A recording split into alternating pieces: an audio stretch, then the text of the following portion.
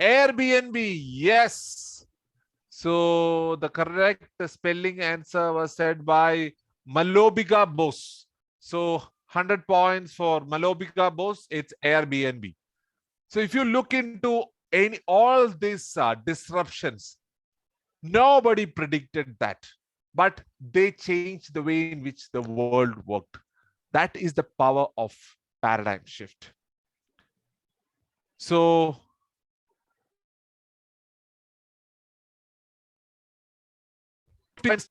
said this answer, all these are called Uber, uh, then Airbnb. These are called together shared economy. Yes. I don't know the name of the person who said that answer. 100 points. Yeah, Nisar sir. Yeah. 50 points to Mr. Nisar. Yeah, Smita also 250 points each to Miss Smita Soni and Mr. Nizar. And so I will show you a small video related to shared economy.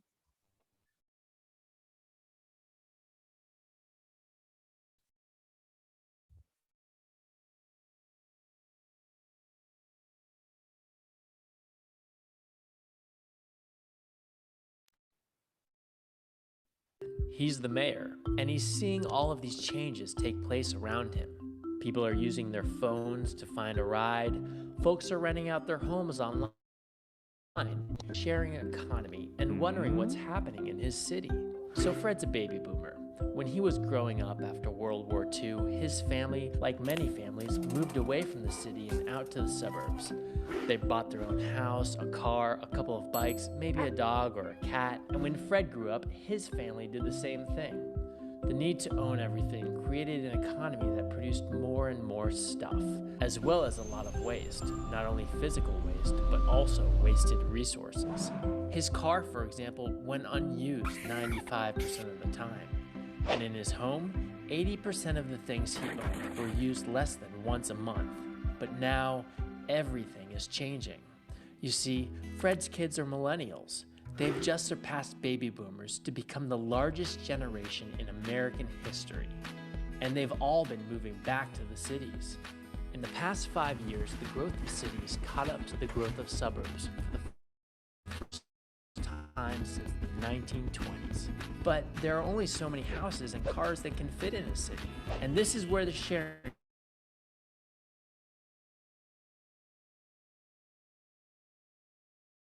get a car to pick you up with the touch of a button.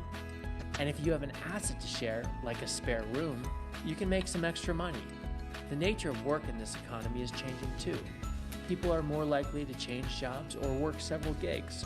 Right now, 1 in every 3 working Americans is a freelancer. The sharing economy helps out here by providing flexible work, like using your car to drive people around between jobs, or selling homemade goods online to supplement income. We are finally able to share instead of own, and this actually reflects new values. More than 3 out of 4 millennials would rather pay for a service, experience, or event over owning something. The sharing economy has emerged because a lot of people need it and want it. It reflects changes in how we live, how we work, and our values, like how we take care of our planet. But don't think it's just about sharing houses or cars. People are finding new ways to share data and electricity, even home-cooked meals and pets. Right now, 2.5 million Americans earn money through the sharing economy.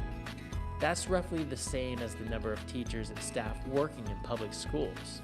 This new sector is projected to increase in global revenues from roughly $15 billion today to around $335 billion by 2025. Cities are already experiencing a lot of demand for sharing economy services, and as a result, they're also confronting a new set of problems. Old industries are being disrupted, and it's no surprise that a few bad apples try to take advantage of a new system. Like any big transition to a new way of doing things, we are at a moment when we need a new set of rules. People who understand the sharing economy need to work with people like Fred, who know how cities run, so that together we can create a sharing economy that works for everyone. Shared economy. And this shared economy is one of the biggest paradigm shift that has happened recently.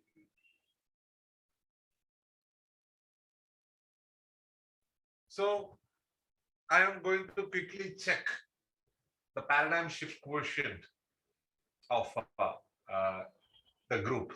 Okay. So imagine a German company was building a parking structure in a very limited space. The assumption was that cars had to be driven to a parking space.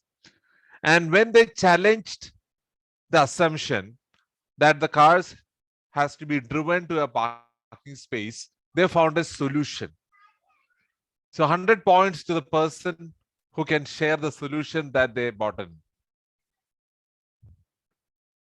Instead of BMW auto parking, balloon, instead of driving the car to the parking lot, self-parking,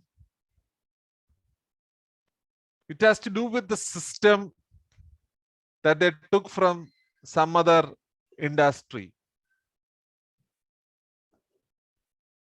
Valet parking,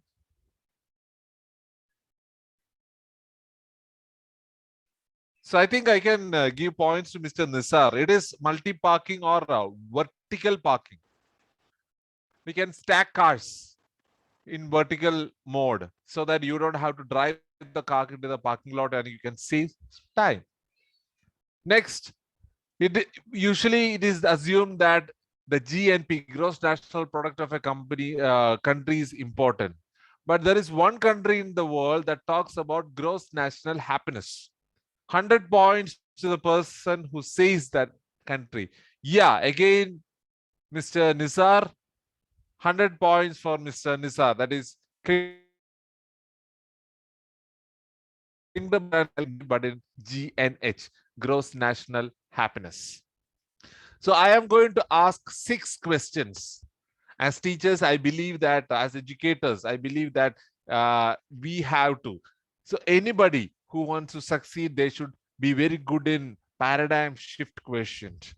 We should never be fixed in the way we see things. As situations change, as situations demand, we should have the flexibility to see things in different perspectives.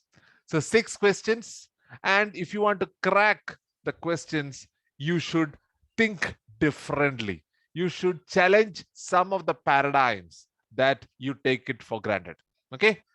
So 250 points for each question. This is the first question to check the paradigm shift quotient. A man rides into the town on Friday, stays 3 days and nights and leaves on Friday morning. How is it done?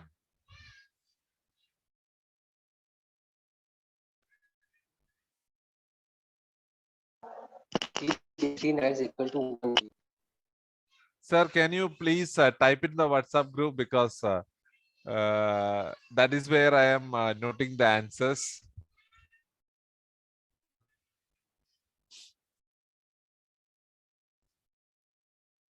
You can type the answers in the WhatsApp group.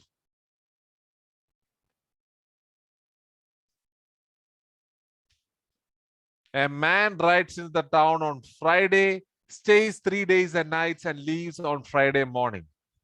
Sandeep sir says 3 days, 3 nights, 6 days. So it works. Name of the house, Friday.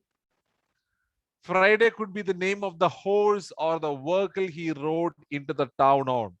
Exactly. Both towns are different.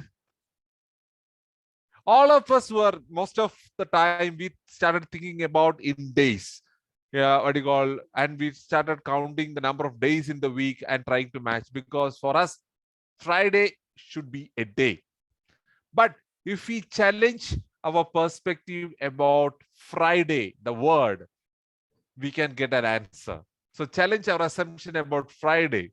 He was in a town called Friday, but the better match with the sentence is the Friday can be the name of the horse he is riding. Exactly said by Srijit sir. So 250 points to him.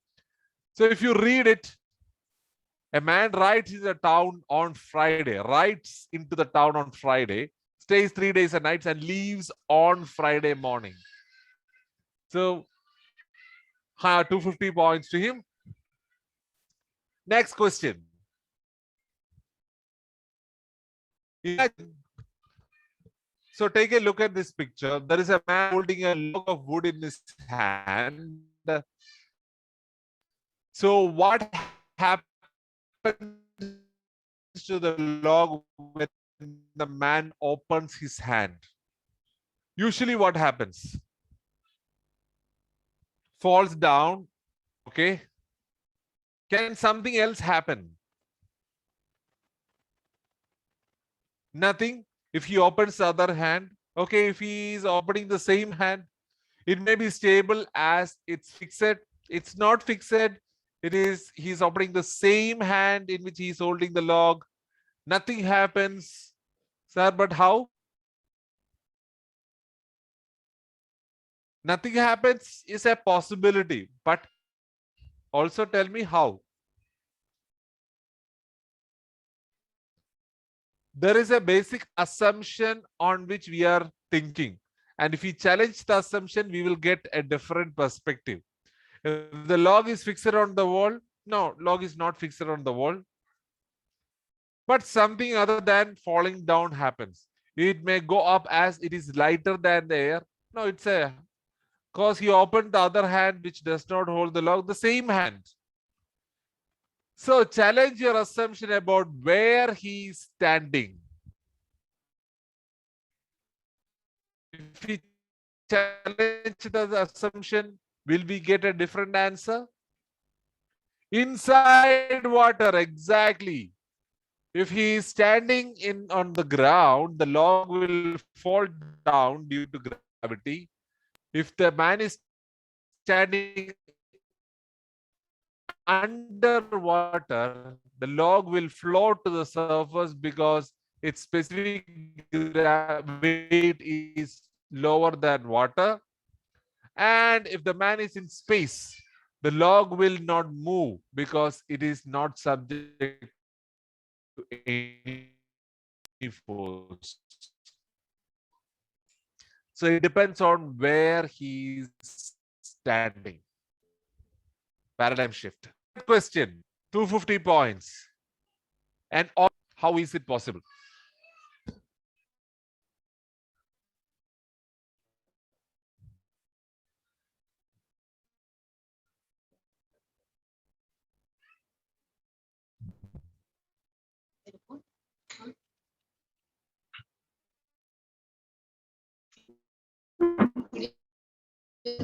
In BC, so there is some disturbance. Can mute yourself.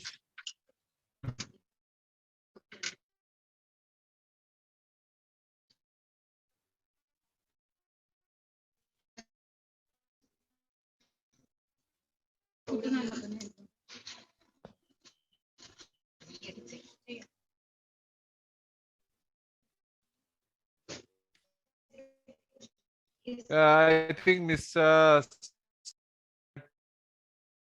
2091. So the answer is no close loops. So answer is 4. Here the answer there is an 8. So 2 closed loops. Okay. So congrats, Meeta, 500 points. So talking about paradigm shifts. What is the paradigm shift that we should in our education sector or in our we should bring in?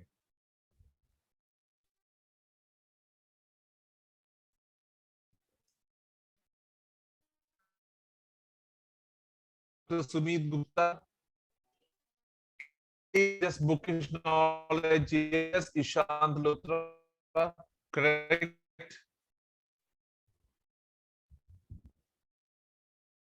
Case-based teaching. Yes, sir. Om Namo Narayana. Correct.